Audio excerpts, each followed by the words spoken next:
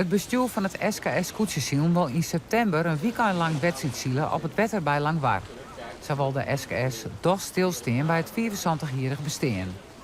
Dat is de uitkomst van het oerlis just juni wat zijn bij de 14 skippers. Vanwege de coronamaatregels maar de deze simmer net om het zilveren scootjes strijden worden. Bol kennen de scootjesielers de jubileumbokaal winnen. In ons jubileum, 74 jaar SKS. En dan net het kampioenschap zielen kennen. Ja, dat is begruttelijk, jammer, sneu, bizar, vreemd. Maar tegelijk zus nou ik wel weer. En dat is van Joen kwam dat ik wel naar voren. Nou, we zijn machine al dus in staat om toch wel wat te doen. Hè. We zoeken in kansen, we zoeken in mogelijkheden. We proberen zelfs 4 wedstrijden dan te plannen in 2 dagen. En daar gaan we nou voor. En het wordt dan het eerste of het tweede weekend van september.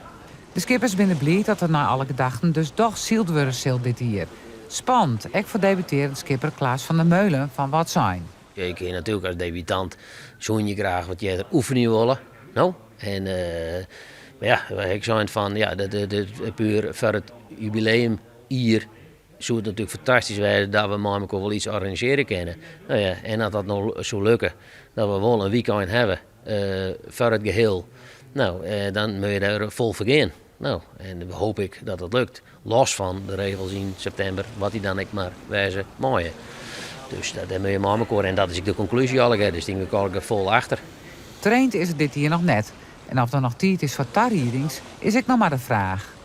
De kans dat wij voor 1 september al zielen kennen met een complete bemanning, die is net heel groot op stuit. Dus trainen wordt wel een lastige. Maar aan de andere kant, we volgen de ontwikkelingen. We volgen wat er communiceerd wordt vanuit NOC, NSF, Watersportverbond. En uiteraard is dat boen in de regels van het RIVM. En wat dus regeerde Roesite. Was je binnen nu in 2 weken een definitieve datum.